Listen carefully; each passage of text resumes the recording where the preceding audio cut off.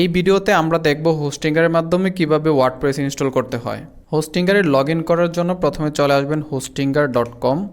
আসার পর এখানে ডান পাশে লক্ষ্য করলে দেখতে পারবেন লগ ইন নামে একটি বাটন আছে, এটাতে ক্লিক করবেন। ক্লিক করার পর আপনার যদি হোস্টিংগারে অ্যাকাউন্ট থাকে তাহলে আপনি ইমেল এবং পাসওয়ার্ড দিয়ে এখানে লগ ইন করে ফেলবেন। যদি আপনার অ্যাকাউন্ট না থাকে তাহলে আপনি ইমেলের মাধ্যমে লগ ইন করে অ্যাকাউন্ট খুলে এখান থেকে হোস্টিং পারচেস করতে পারবেন। তো হোস্টিংগারে লগ ইন করার পর ওয়ার্ডপ্রেস ইনস্টল করতে আপনার চলে আসতে হবে হোম পেজে। এখানে হোম অপশানে আসার পর এখানে আপনি লক্ষ্য করলে দেখতে পারবেন হোস্টিং, তারপর আপনার ডোমেনের লিস্টগুলো এখানে দেখতে পারবেন। আসার পর চলে আসবেন আপনি যে প্যাকেজটি কিনছেন সেই প্যাকেজে এখানে ম্যানেজে ক্লিক করবেন। ক্লিক করার পর এই হোস্টিংয়ের আন্ডারে যতগুলো সাইট রয়েছে সেই সাইটগুলো আপনি দেখতে পারবেন।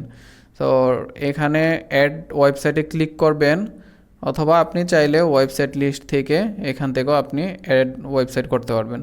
তো আমি এখানে ক্লিক করব অ্যাড ওয়েবসাইট, তারপর আমি এটি ওয়ার্ডপ্রেস ওয়েবসাইট যেহেতু ইনস্টল করব তাই ওয়ার্ডপ্রেসে ক্লিক করব। ক্লিক করার পর আপনাকে একটি ফর্মে নিয়ে আসবে।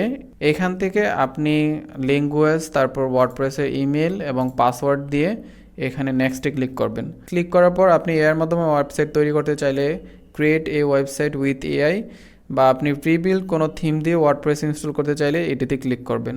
সো আমি এগুলো কিছুই করছি না, আমি ক্রিয়েট ব্ল্যাঙ্কে ক্লিক করব। ক্লিক করার পর আমার যে ডোমেনগুলো রয়েছে সেই ডোমেনগুলো এখানে দেখতে পাচ্ছি। তো এখানে এই আপনি ডোমেনের নামটি এখানে দিয়ে দিবেন। ডোমেনটি সিলেক্ট করে তারপর ইনস্টল ওয়ার্ডপ্রেসে ক্লিক করব। ক্লিক করার সাথে সাথে আমরা কিছুক্ষণ ওয়েট করলে দেখতে পারবো যে আমাদের ওয়ার্ডপ্রেস ইনস্টল হওয়া কমপ্লিট হয়ে যাবে। তো ঠিক এইভাবে আপনি হোস্টিংয়ের মাধ্যমে খুব সহজে ওয়ার্ডপ্রেস ইনস্টল করতে পারবেন। তো কিভাবে হোস্টিংয়ের থেকে ওয়েবসাইটে লগ ইন করবেন তো সেটা দেখিয়ে দিচ্ছি। আমি জানি আপনাদের যদি টাইম নিয়ে আমি এই টিউটোরিয়ালগুলো দেই তাহলে আপনারা বোর ফিল করবেন। সো এই জন্য আমি প্রত্যেকটা পার্টকে যা দেখানো প্রয়োজন সো সেগুলো একদম শর্ট করে স্টেপ বাই স্টেপ দেখানোর চেষ্টা করতেছি। তো আই হোপ আপনারা ভিডিওগুলো অনেক আপনাদের হেল্পফুল হবে এবং আপনারা খুব ইজিলি বিষয়গুলোকে শিখতে পারবেন। বাট এগুলোতে পারফেক্ট হওয়ার জন্য আপনার অবশ্যই প্রত্যেকটা পার্টকে প্র্যাকটিস করতে হবে। তো হোস্টিংয়ের যখন আপনি একটি ওয়ার্ডপ্রেস ইনস্টল করবেন সেটি একটি টেম্পোরারি মেলে প্রথমে ইনস্টল হয়। জাস্ট কয়েক মিনিট সময় নিয়ে বা 1-2 মিনিটের মধ্যে সেটি অটোমেটিক আপনার মেলে চলে আসবে। এখানে গো টু হোস্টিংয়ারে ক্লিক করব। ক্লিক করার সাথে সাথে আমি হোস্টিংয়ার ড্যাশবোর্ডে আবার চলে আসব। ফেরত আসার পর আমি যে ওয়ার্ডপ্রেসটি ইনস্টল করলাম সেটি এখানে দেখতে পারবো। সো এটি এখন ইনস্টল হয়ে গেছে। তো এটিতে আমি চাইলে এখানে প্রথমে ড্যাশবোর্ডে চলে আসব। এখানে যতগুলো সাইট আছে সো ড্যাশবোর্ড থেকে আমি সেটিকে দেখতে পারবো, ম্যানেজ করতে পারবো।